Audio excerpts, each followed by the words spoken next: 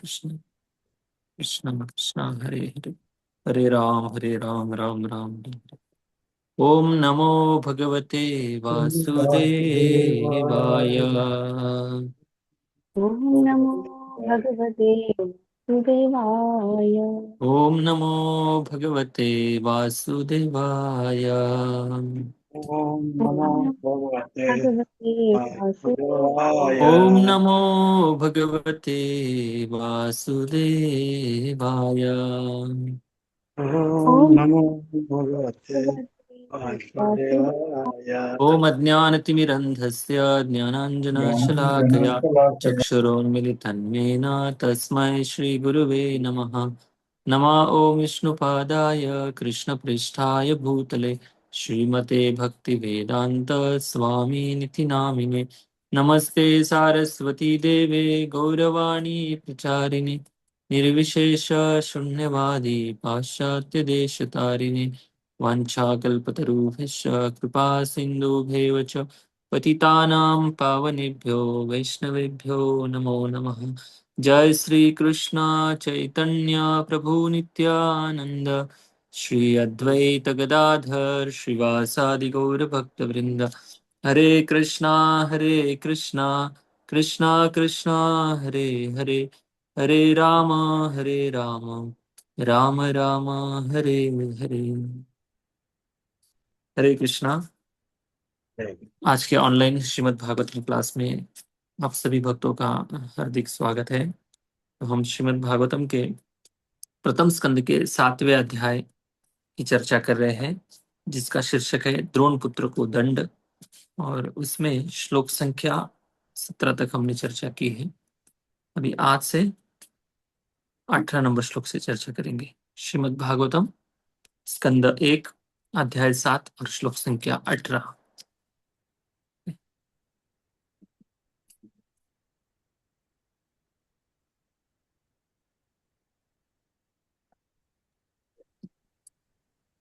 तो प्रसंग इस प्रकार से आता है कि इस अध्याय का ही नाम है द्रोण पुत्र को दंड। मतलब अश्वत्थामा के द्वारा द्रौपदी के जो 5 पुत्र हैं, इनकी जो हत्या हुई थी, इसका वर्णन इस अध्याय में दिया गया है। तो प्रसंग श्रीमद् भागवतम में शौनक आदि ऋषि सूत गोस्वामी को कुछ प्रश्न पूछते हैं। ऐसे पूछते कि हमें कृष्ण और बलराम जी के बारे में सुनना है। और आगे जाकर कृष्ण बलराम की ये प्रश्न पूछने के बाद आगे और एक क्वेश्चन पूछते हैं कि एक ऐसे महान राजा हुए हैं जिनके कारण भागवतम प्रकट हुआ है। तो ऐसे महान राजा जो है राजा परीक्षित महाराज, उनके जन्म कर्म और विलापनम, मतलब भगवत धाम जाने का जो मोक्ष प्राप्त हुआ उनको, भगवत धाम की प्राप्ति हुई है। ऐसे महान राजा का चरित्र हमें सुनना है।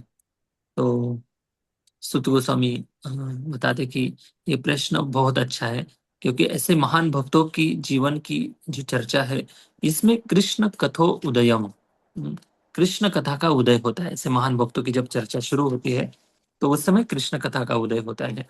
कृष्ण की जो कथा है, भक्तों की कथा के बिना पूरी नहीं होती, और भक्तों की कथा कृष्ण की कथा के बिना पूरी नहीं होती। इसलिए ऐसे महान भक्त का जो चरित्र है, बहुत आदर्श है, गौरवान्वित है सभी दृष्टि से। कैसे एक आदर्श राजा थे, कैसे प्रजा का वो पूरी तरह से पालन पोषण ठीक ठाक से करते थे, कैसे सुव्यवस्था प्रशासन व्यवस्था अच्छे से चलाते थे, और साथ साथ खुद के जीवन से भक्तिमय जीवन की कैसे वो प्रैक्टिस करते थे और दुनिया को भी भक्ति में लगाते थे। ये सारी बातें राजा परीक्षित महाराज के जीवन से सीखने मिलती है। इसलिए ऐसे महाराज परीक्षित के बारे में चर्चा जब आगे बढ़ाते हैं, तो प्रसंग शुरू करते हैं वो कि जब महाभारत का युद्ध लगभग खत्म हो चुका था, और उस समय दुर्योधन जो था, दुर्योधन और कई कौरव भीम की गदा से मर चुके थे। अकेला दुर्योधन लगभग जितना जान बचाकर जीवन के अंतिम कुछ दिन गिन रहा था। और उस समय दुर्योधन को खुश करने के लिए अश्वत्थामा जो है, जो द्रोणाचार्य का पुत्र था, उसको लगा कि अभी मेरे पिता की तो इन लोगों ने हत्या कर दी, दुष्टदुम्न ने, द्रोणाचार्य की हत्या हो गई है। तो वो अपने पिता के, हाँ, बदला लेने हेतु, और दूसरा उसकी जो राजा है दुर्योधन, दुर्योधन को संतुष्ट करने के लिए वो एक योजना बनाता है कि पांडवों को मार दूंगा, या पांडवों के सारी सेनाओं को मैं मार दूंगा, द्रौपदी के पुत्रों को, ऐसे अलग अलग प्लान करता है। लेकिन उस समय कृतवर्मा और कृपाचार्य, ये दोनों अश्वत्थामा को बहुत समझाते हैं कि देखो ऐसे नहीं कर सकते आप, ये युद्ध नीति के पूरी तरह से विरुद्ध है। अगर आप ऐसे करेंगे तो आप ब्राह्मणत्व को खो देंगे। ब्राह्मणत्व की जो प्यूरिटी है उसको खो देंगे आप, और ये युद्ध नीति के पूरा उल्टा है, ऐसे नहीं करना चाहिए। लेकिन अश्वत्थामा जो था, अपने पिता के आ, पिता की मृत्यु का बदला लेने के लिए वो इतना क्रोधित हो चुका था, इतने उसके अंदर द्वेष और बदला लेने की भावना उमड़ रही थी कि वो अपने आप को रोक नहीं पाया। फिर फाइनली वो पांडवों के तंबू में प्रवेश कर देता है और द्रौपदी के 5 पुत्रों की हत्या कर देता है। और फिर द्रौपदी को जब समझता है कि मेरे 5 पुत्र मारे गए हैं, तब द्रौपदी दुख व्यक्त करते हुए अपने पति अर्जुन के पास आती है। फिर अर्जुन द्रौपदी को सांत्वना देते हैं और कहते हैं कि आप चिंता मत करो द्रौपदी, उस हत्यारा जो भी हो, उस हत्यारों को मैं मार के लाऊंगा, और तब तक आप पुत्रों का अंतिम संस्कार नहीं करोगे। अंतिम संस्कार के बाद स्नान किया जाता है। तो स्नान जो है, उसको मारने के बाद उसके ऊपर खड़े होकर आप स्नान करोगी। इस प्रकार से प्रतिज्ञा लेकर अर्जुन रथ पर सवार हो जाता है, और श्री कृष्ण भी आ जाते हैं वहां पर। श्री कृष्ण सारथी के रूप में आ जाते हैं, और दोनों उस हत्यारा जो अश्वत्थामा था उसके उसको पकड़ने के लिए उसके पीछे दौड़ते हैं रथ लेकर। और वो अश्वत्थामा अपनी जान बचाने बचाने के लिए भागता है। और भागते हुए इतना तेजी से भागता है कि अभी मरने का समय है, उसको समझ में आ गया कि अर्जुन जैसा अगर महान योद्धा है तो उसके हाथों से कैसे बचा जा सकता है, और कोई ऑप्शन नहीं था उसके पास। इसलिए जान बचाकर भाग रहा था रथ के ऊपर बैठकर। तो इसका वर्णन अभी 18 नंबर श्लोक है, कैसे अश्वत्थामा अपने जान बचाने के लिए डर के मारे भाग रहा था। श्लोक संख्या 18, मेरे पीछे प्रयास करिए गाने का।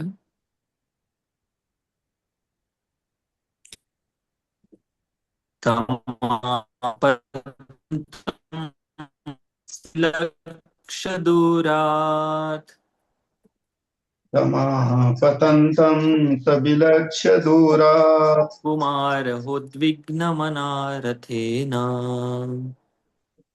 कुमारहोद्विग्नमना रथेन पराद्रवत्प्राणपरीप्सुरुर्व्याम् पराद्रवत्राणपरीप्सुरुर्व्या यावद्गमं रुद्रभयाद्यथाकः। यावद्गमं रुद्रभयाद्यथाकः।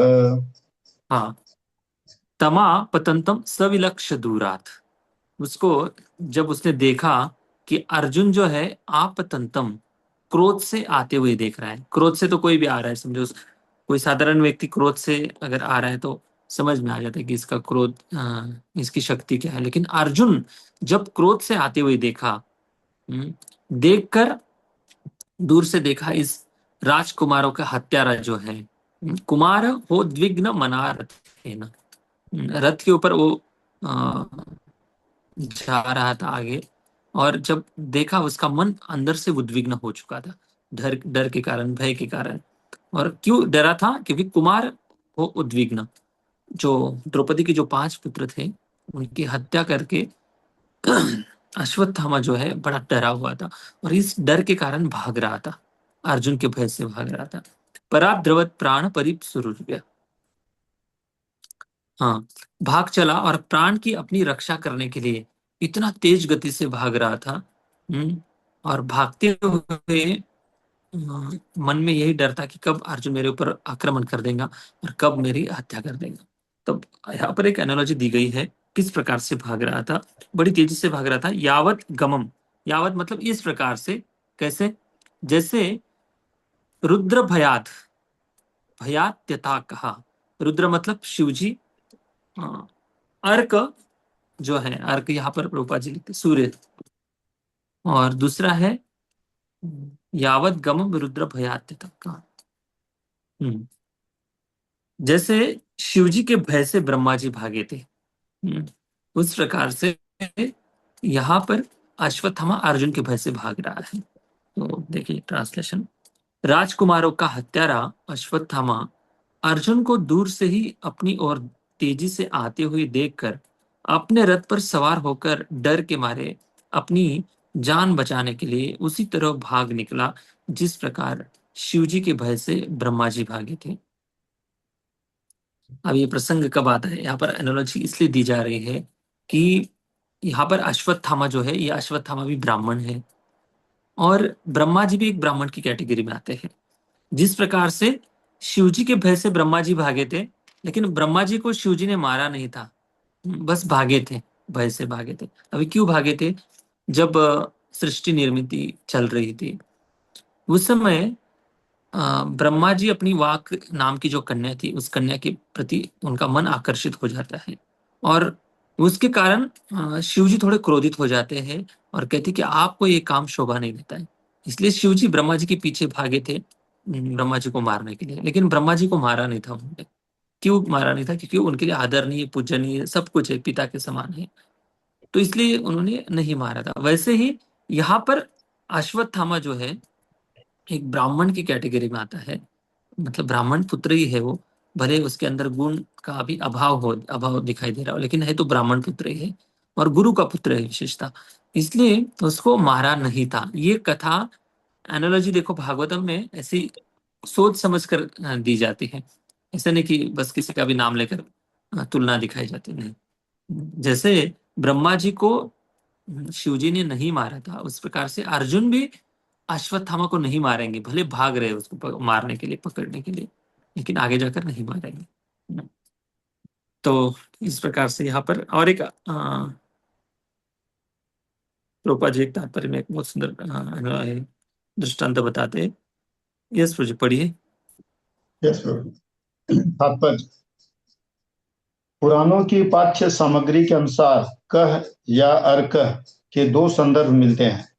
कह का अर्थ ब्रह्मा है, जिन्होंने एक बार अपनी पुत्री से मोहित होने पर उसका पीछा किया, जिससे शिवजी कुपित हो गए और उन्होंने ब्रह्मा पर अपने त्रिशूल से आक्रमण कर दिया। ब्रह्मा जी अपने प्राणों के भय से भाग गए। जहां तक अर्क का संबंध है, वामन पुराण में एक प्रसंग मिलता है। विद्युन्माली नाम का एक असुर था, जिसे एक चमचमाता सुनहरा वायुयान दिया गया था, जो सूर्य के पीछे पीछे यात्रा कर रहा था और उसके प्रकाश से रात्रि भाग जाती थी। इसके कारण सूर्यदेव क्रुद्ध हो गए और उन्होंने अपनी प्रखर किरणों से वायुयान को पिघला दिया। इससे शिवजी कुपित हो गए और उन्होंने सूर्यदेव पर आक्रमण कर दिया। सूर्यदेव भाग गए और अंत में काशी काशी वाराणसी में गिर पड़े। यह स्थान लोलार्क के नाम से प्रसिद्ध हुआ। हरे कृष्ण। ये कहानी वामन पुराण से प्रभुपाद जी बता रहे हैं कि क मतलब अर्क की एक भी यहाँ पर तुलना दी गई है। जिस प्रकार से एक शिवजी का भक्त था विद्युन माली, तो इस विद्युन माली को ऐसा एक वरदान दे दिया था शिवजी ने, सूर्य के समान प्रकाशमान उनका एक विमान जैसा एक ग्रह लोक के समान था। तो वो सूर्यदेव की बराबरी करने लगे। सूर्यदेव जैसे आगे जा रहे थे, ब्रह्मांड का चक्र लगाते हैं तो उनके पीछे से जब रात्रि हो जाती थी, अंधेरा हो जाता था, तो ये प्रकृति का काल क्रम से भगवान के द्वारा निर्धारित किया गया है कि कुछ समय के बाद रात्रि होना, फिर दिन होना। क्यों जरूरी है? क्योंकि ये प्रकृति का इस प्रकार से डिजाइन ही किया गया है। तो इस नियम को ये विद्युन्माली तोड़ रहा था। जिस प्रदेश में रात्रि हो जाती थी उसमें ये फिर से प्रकाश कर देता, लोगों को लगता था कि फिर से दिन हो गया। तो ये प्रकृति का जो क्रम है बिगड़ रहा था।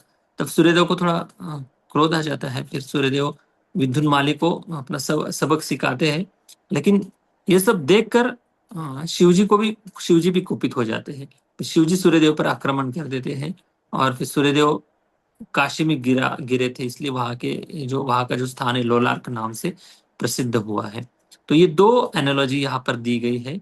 जिस प्रकार से शिवजी के भय से ब्रह्मा जी भागे थे, जिस प्रकार के शिवजी के भय से सूर्य भागे थे, उस प्रकार से यहाँ पर अर्जुन के भय से अश्वत्थामा अपनी जान बचाने के लिए भाग रहा है। ठीक है, तो ये बात यहाँ पर अश्वत्थामा की बताई जा रही है। श्लोक संख्या 19 नेक्स्ट।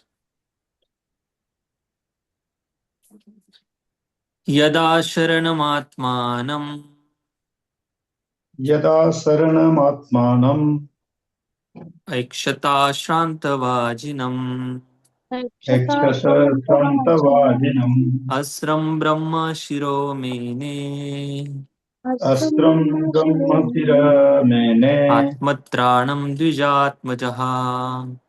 आत्मत्राणं द्विजात्मजः। यदा शरणम आत्मानम, यदा मतलब जब उसको, अश्वत्थामा को कोई शरण के लिए आश्रय नहीं दिखाई दे रहा था। सारी सब पूरे इधर उधर देखा कि मतलब किसके शरण में जाए और कौन मेरी रक्षा कर सकता है, ये कोई उसके लिए ऑप्शन नहीं दिखाई दे रहा था।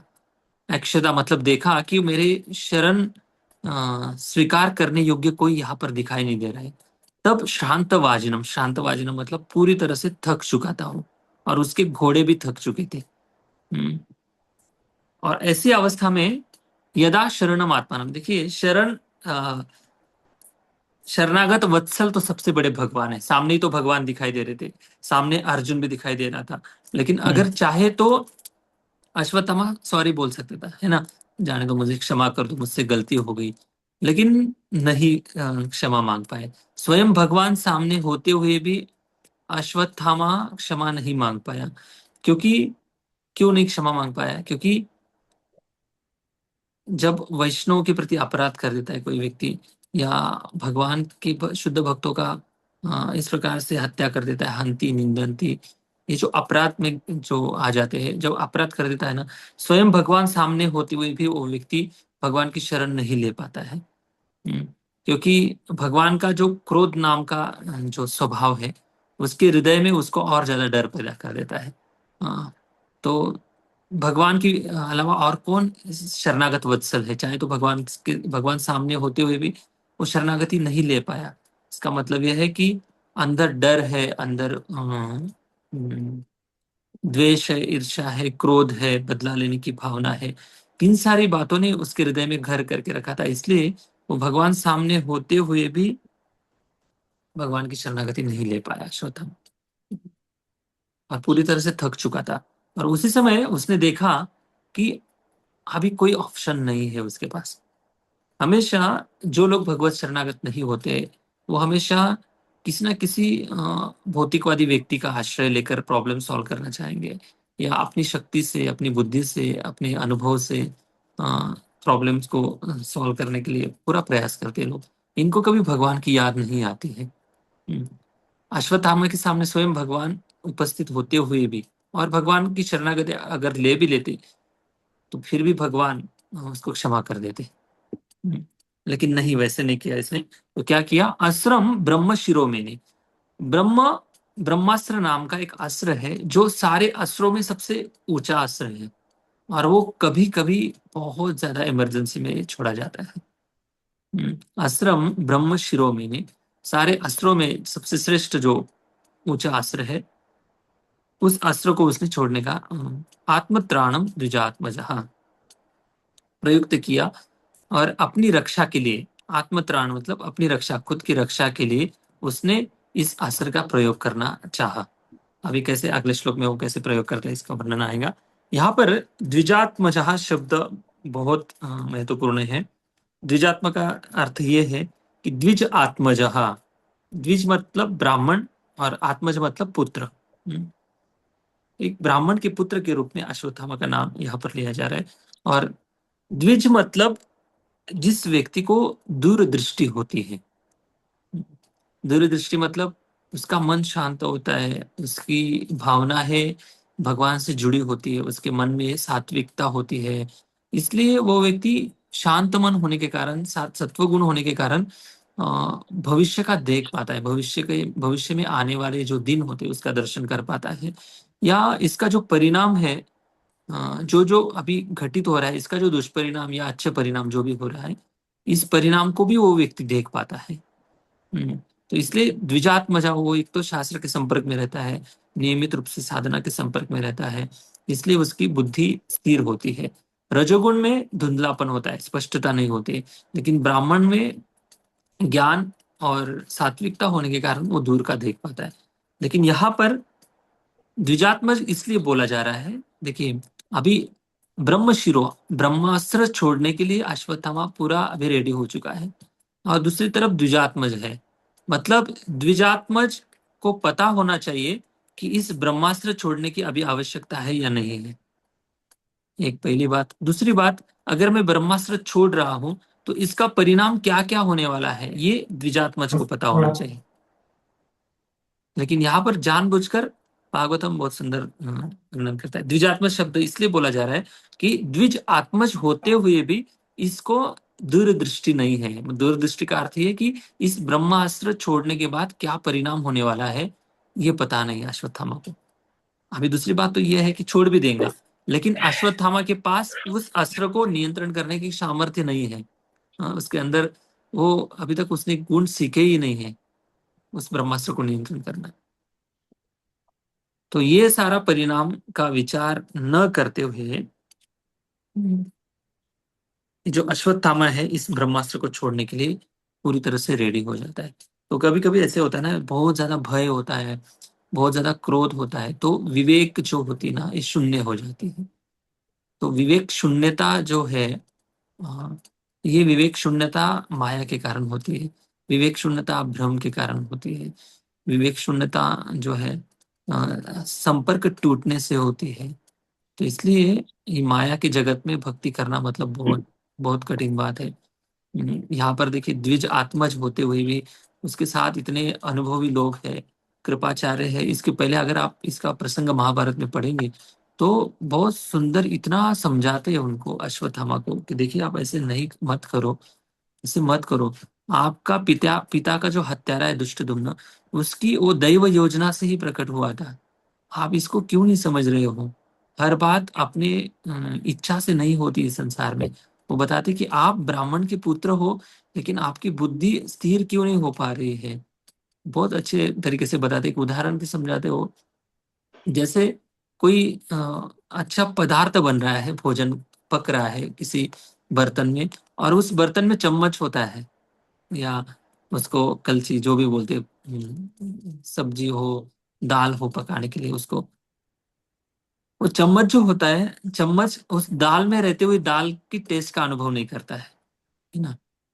लेकिन जिह्वा जो होती है, जिह्वा की एक बूंद स्पर्श मात्र से जिह्वा समझ जाती है कि इस पदार्थ की टेस्ट कैसी है। तो बताती कि आप उस दाल के अंदर के चम्मच के समान हो। आप दाल में डूबे हो। हाँ, दाल में डूबे का अर्थ ये वो बताते कि आप पहली बात तो कुल से ब्राह्मण हो। आपके पिताजी का एक खुद का एक गुरुकुल था, जिस गुरुकुल में हजारों बच्चे पढ़ने के लिए आते थे, और पढ़कर वो अच्छे से जीवन, यशस्वी जीवन जी रहे हैं। और आपके पिता इतने बड़े आचार्य होते हुए भी साथ साथ आपको इतना अच्छा एसोसिएशन मिला है। कृपाचार्य थे उनके साथ, कृतवर्मा थे, वो समझा रहे थे, फिर भी आपकी बुद्धि में प्रकाश क्यों नहीं जा रहा है? इतना भी प्रतिशोध लेने की भावना कैसे हो आपके अंदर है, वो भी रात के समय। अश्वत्थामा को दोनों ने इतना समझाया, कृतवर्मा और कृपाचार्य ने, कि देखो दिन उगते ही, सूर्य का उदय होते ही हम शस्त्र अस्त्र से सज्जित होकर रथ पे चढ़कर हम पूरी शक्ति से इन पांडवों पर आक्रमण करेंगे, चिंता मत करो, लेकिन इतनी रात तो निकाल लो कम से कम। ये रात पर इस प्रकार का आक्रमण करना उचित नहीं है।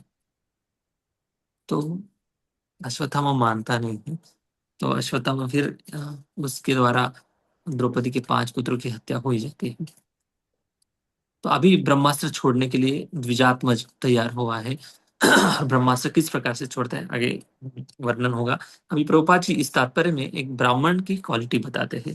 ब्राह्मण हमेशा, प्रभुपाद जी का यही थीम है, जहां पर ब्राह्मण के इस प्रकार से व्यवहार होता है, तो प्रभुपाद जी हमेशा ब्राह्मण का पुत्र ब्राह्मण नहीं हो सकता, एक प्रशिक्षण के माध्यम से ही वो व्यक्ति ब्राह्मण बन सकता है।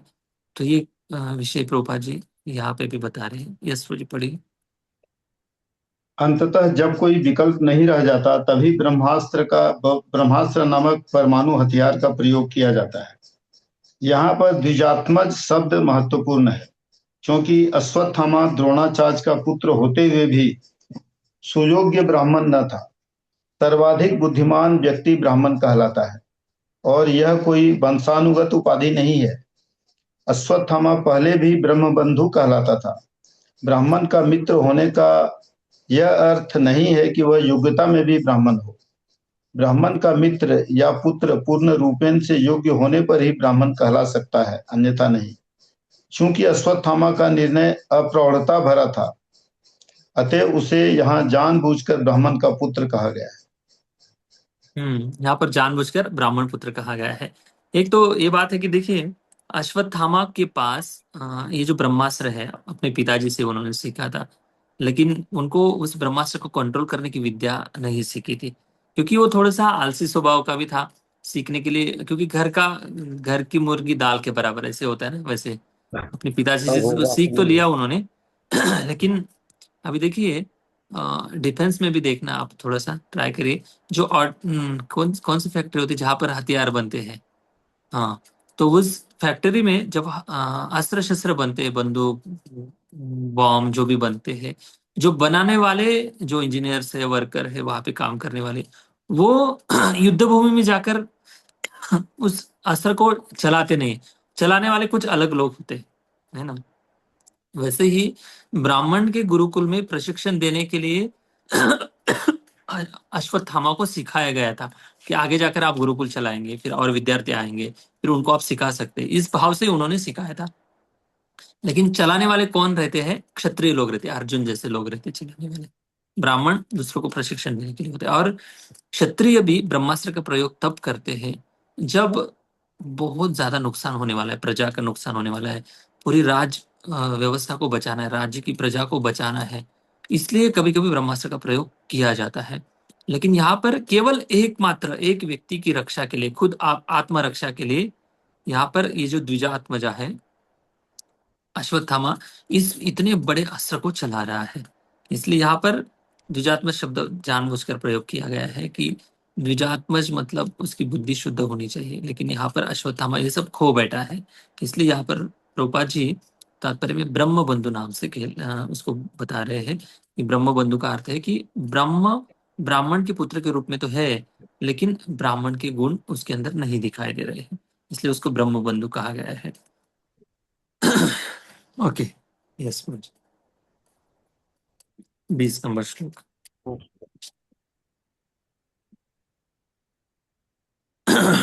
अभी इस श्लोक में अश्वत्थामा ब्रह्मास्त्र चलाने के लिए पूरी तरह से तैयार हो जाता है, और किस प्रकार से आचमन आदि विधि करनी पड़ती है इसका वर्णन इस 20 नंबर श्लोक में। अथोपस्पृश्य सलिलम उपस्पृश्य सलिलम संदधे तत्समाहितः संदधे तत्समाहितः अजानन्नपि संहारम् अजानन्नपि संहारम् प्राणकृच्छ उपस्थिते। प्राणकृच्छ उपस्थिते। हाँ, अथो पस्पृश्य सलिलम, अथो मतलब अभी इस प्रकार से, उपस्पृश्य, उपस्पृश्य का अर्थ है कि आचमन आदि शुद्धता के लिए पवित्र बनना। उपस्पृश्य का अर्थ है जल से उसने अपने आप को पवित्र किया, मतलब आचमन किया। जैसे भगवान की सेवा करने से पहले आचमन करते हैं हम, ओम केशवाय नमः, ओम नारायण नमः, ऐसे भगवान के नामोच्चारण करते हुए आचमन करते हैं, और उसके बाद फिर पवित्र होकर फिर भगवान की सेवा में जाते हैं। और आचमन करना बहुत जरूरी होता है। आंतरिक शुद्धि और बाहर से शुद्धि आचमन से होती है। हमारी चेतना की शुद्धि आचमन से होती है। तो यहाँ पर अस्त्र छोड़ने के लिए भी आचमन किया जा रहा है। जल को स्पर्श किया और कुछ मंत्र, आचमन के मंत्र बोले, बोला इसमें अश्वत्थामा ने। संददे तत्समाहिता, ध्यान से, ध्यान में मग्न होकर उसने जल से स्पर्श करके, आचमन करके शुद्ध होने के बाद फिर उसने उस अस्त्र को याद किया, ध्यान किया, और ध्यान में फिर अस्त्र प्रकट हुआ। अभी एक अस्त्र ऐसे होते हैं कि एक होते शस्त्र और दूसरे होते अस्त्र। शस्त्र में धनुष, बाण, गदा और भाला, ये सारी तलवार, ये सारे आते हैं शस्त्र में। और अस्त्र मतलब मंत्रों के उच्चारण से वो अस्त्र प्रकट होते हैं। किसी न किसी गुरुजन, देवी देवता, इनके कृपा से, इनके आशीर्वाद से वो एक अस्त्र की विद्या मिलती है उस व्यक्ति को। और उस अस्त्र की विद्या को वो व्यक्ति क्या बोलते हैं उसको, अस्त्र की विद्या को बार बार बीच बीच में उनको प्रैक्टिस करनी होती है। ऐसे नहीं कि एक बार विद्या मिल गई फिर जब युद्ध होगा उसी समय उस अस्त्र की विद्या को हम निकालेंगे, नहीं, ऐसा नहीं। वो उसके लिए हमेशा उसकी साधना भी करते रहते हैं। और उस साधना में उन मंत्रों का पठन, उच्चारण, शुद्धता, ये सब मेंटेन करते हैं। तब जाकर सही समय पे इन अस्त्रों की विद्या की याद आती है। तो यहाँ पर अजानन्नपि संहारम, बिना जाने, अ, और क्या जानते नहीं थे वो, ब्रह्मास्त्र को छोड़ना तो जानते थे लेकिन संहारम, उसको कंट्रोल कैसे करना है ये नहीं जानते थे।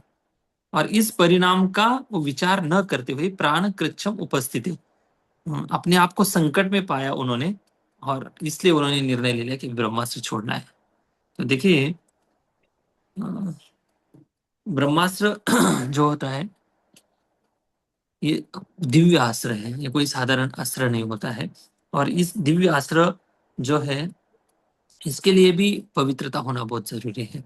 और किसी भी अस्त्र को प्रकट करने के लिए मंत्रों की पवित्रता और शुद्धता, इन सारी बातें बहुत जरूरी है। इसलिए देखिए, केवल ध्यान करने मात्र से उनके सामने अस्त्र प्रकट होता था। कैसी उनके पास विद्या होती होंगी, सोचिए आप। पहले के जो लोग थे जब युद्ध चला करते थे, केवल मंत्रों से ध्यान कर कर अस्त्र प्रकट कराते थे। तो इतनी उनके अंदर शक्ति भी रहती थी और शुद्धता भी रहती थी। इस प्रकार से अस्त्र का प्रकट कराया उन्होंने। यस प्रोजेक्ट, हाँ, ट्रांसलेशन पढ़ते हैं। क्योंकि उसके प्राण संकट में थे, अतएव उसने अपने को पवित्र करने के लिए जल का स्पर्श किया और ब्रह्मास्त्र चलाने के लिए मंत्रोच्चारण में अपना ध्यान एकाग्र किया। यद्यपि उसे इस अस्त्र को वापस लाने की विधि ज्ञात न थी, उसको पता नहीं था कि इस अस्त्र को वापस कैसे लाया है। ठीक है, तात्पर्य पढ़िए। भौतिक कार्यकलापों के सूक्ष्म रूप भौतिक कार्य पद्धति की स्थूलतर विधियों से अधिक सूक्ष्म होते हैं। इस तरह के भौतिक कार्यकलापों के शुद्धि द्वारा प्राप्त किए जाते हैं। यहाँ पर ब्रह्मास्त्र को मंत्रोच्चार द्वारा क्रियाशील करने के लिए इसी विधि को अपनाया गया है। मंत्रोच्चारण जो है, इससे ब्रह्मास्त्र प्रकट हुआ। यस, नेक्स्ट श्लोक 21 नंबर। तथा प्रादुष्कृतं तेजः ततः प्रादुष्कृतं तेजः प्रचंडं सर्वतोदिशं प्रचंडं सर्वतो दिशम् प्राणापदं प्राणापदं विप्रेक्ष्य प्रा प्राणापदम् अभिप्रेक्ष्य प्राणापदमभिप्रेक्ष्य विष्णुं जिष्णुरुवाचः। विष्णुं जिष्णुरुवाचः। हाँ, ततः तत्पश्चात ऐसे हुआ कि प्रादुष्कृतम तेजः, इतना भयानक तेज प्रकट हुआ, जैसे ब्रह्मास्त्र छोड़ा अश्वत्थामा ने, पूरा प्रकाशित हो गया पूरा ब्रह्मांड। और तेज इतना चमकने लगा, भयानक प्रकाश हुआ चारों दिशाओं में, सर्वतो दिशम, सब सारी दिशाओं में वो तेज फैलने लगा। और ये देखकर प्राणापद अभिप्रेक्ष्य, जीवन को प्रभावित करने वाला ये जो अस्त्र है, देखकर, अभिप्रेक्ष्य मतलब देखना, अर्जुन ने जब देखा, देखकर विष्णु को जिष्णु उवाच, जिष्णु मतलब अर्जुन, अर्जुन ने भगवान विष्णु जो स्वयं भगवान श्री कृष्ण अर्जुन के सामने खड़े थे, उनको देखकर अर्जुन इस प्रकार से बोले। अभी क्या बोले, अगले श्लोक में इसका वर्णन आता है।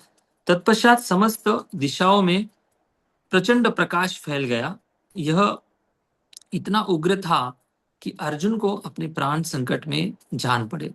अतएव उसने भगवान श्री कृष्ण को संबोधित करना प्रारंभ किया। अभी देखिए, पहले दोनों में तुलना देखिए, एक तरफ है अश्वत्थामा, दूसरी तरफ है अर्जुन। जब अश्वत्थामा को ब्रह्मास्त्र छोड़ने से पहले उनके ऊपर किसने ब्रह्मास्त्र भी नहीं छोड़ा था, लेकिन वो ब्रह्मास्त्र छोड़ने के लिए तैयार हो गए। मतलब मैं ये कहना चाहता हूं कि अश्वत्थामा के ऊपर इतना संकट नहीं था जितना अभी अर्जुन के ऊपर है। समझ रहे ना, अश्वत्थामा के ऊपर इतना संकट नहीं था, केवल अर्जुन पकड़ने के लिए भाग रहा था। लेकिन उसने ब्रह्मास्त्र चला दिया। लेकिन यहाँ पर तो स्वयं साक्षात ब्रह्मास्त्र अर्जुन की ओर आ रहा है, लेकिन अर्जुन के पास भी विद्या है ब्रह्मास्त्र चलाने की, और कंट्रोल करने की भी विद्या है अर्जुन के पास। लेकिन अर्जुन ने ब्रह्मास्त्र चलाना नहीं चाहा, तुरंत नहीं चाहा, तुरंत भगवान विष्णु का स्मरण करने लगे, भगवान की तरफ देखने लगे कि अभी क्या किया जाए।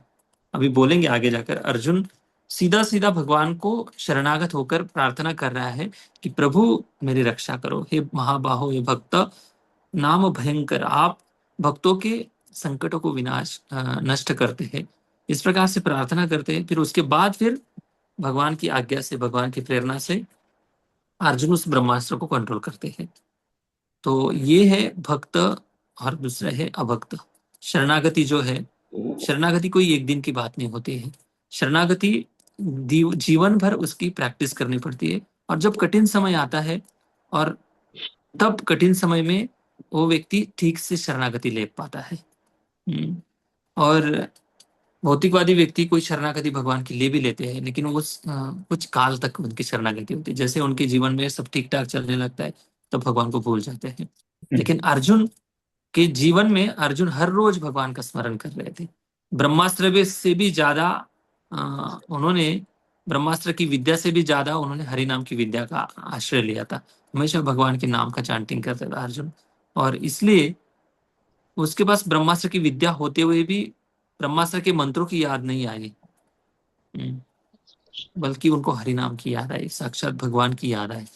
तो यही बात है, भगवान के भक्तों की एक विशेषता यही है कि संकट काल में भगवान को स्मरण करना बहुत जरूरी है। अभी ऐसे क्या मतलब है, कोई बोलेंगे कि क्या जरूरत है भगवान को स्मरण करने की? नहीं, ये भौतिक जगत जो है, इस भौतिक जगत में आप भगवान को भूलकर बहुत बहुत सारी कुछ चीजें कर लेंगे। हाँ, लेकिन इसका मतलब भी क्या है? क्या क्या कर भी क्या लेंगे? विजय प्राप्त करके क्या कर लेंगे? भगवान का स्मरण हमें इसलिए करना है कि ये छोटी मोटी लड़ाइयाँ जो है, छोटी मोटी लड़ाइयों में भले हम हार जाए या जीत जाए, वो मैटर नहीं करता है। लेकिन जीवन की जो अंतिम लड़ाई है, मृत्यु, इस लड़ाई में जीतना बहुत जरूरी है। इसलिए छोटी मोटी लड़ाई में भी हमें भगवान को याद करना है।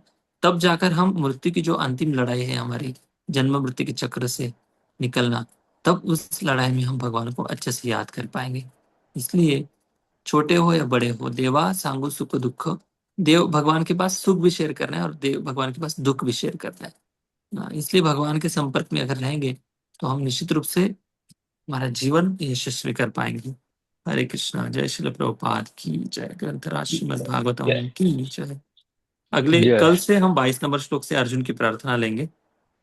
सुंदर अर्जुन ने भाव व्यक्त किया प्रार्थना के माध्यम से। कोई प्रश्न है आज के क्लास के संदर्भ में? ओके। हरे कृष्ण।